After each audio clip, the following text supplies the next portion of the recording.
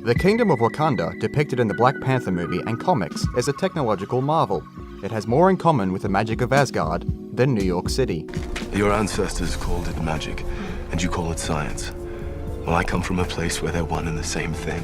Is Wakanda a comic book fantasy? Or could such a country really exist if history went a bit differently? Wakanda achieved its incredible wealth and technology by being the only country that has vibranium, the metal used in Captain America's shield and Black Panther's suit.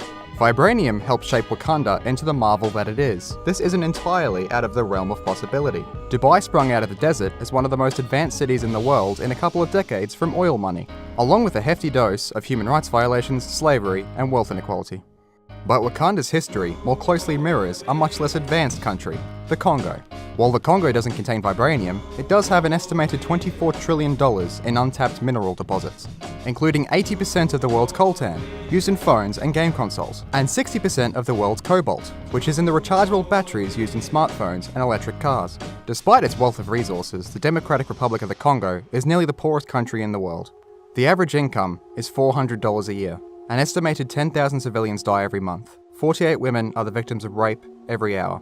The US-backed invasion that became the First and Second Congo Wars stretched from 1996 till 2003 and had the highest death toll since World War II, with estimates of over 5 million excess deaths. The reason for such a stark difference in the outcomes of two countries with similar foundations is Wakanda avoided colonialism because no one could find it.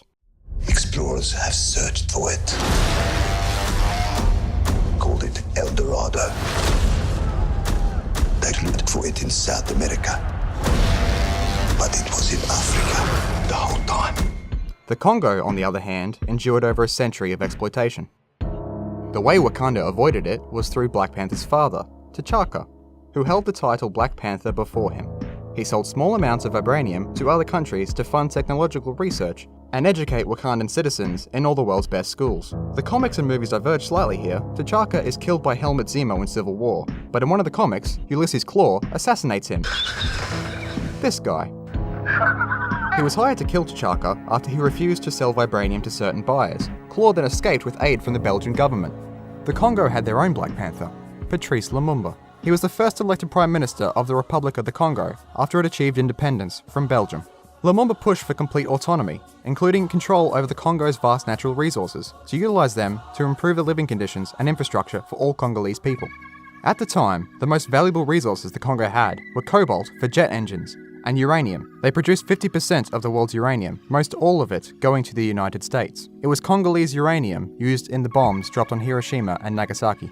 The United States, Belgium, and their allies didn't like the idea of the African people having control of and setting the price of strategic raw materials. The United States only paid $1 a pound for the uranium used in the Manhattan Project after all.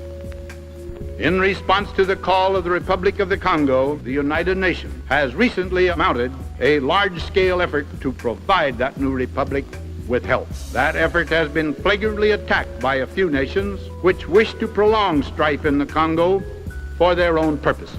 The people of the Congo are entitled to build up their country in peace and freedom. Intervention by other nations in their internal affairs would deny them that right and create a focus of conflict in the heart of Africa. Colonial and imperialist nations often say one thing while doing another. 2 weeks before giving this speech, Eisenhower ordered the CIA's master chemist, Sidney Gottlieb, to poison Lumumba.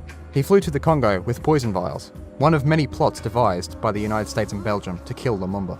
They would succeed less than 7 months after the Congo achieved independence, thus prolonging strife in the Congo for their own purposes. American-backed rebels captured Lumumba and tortured him.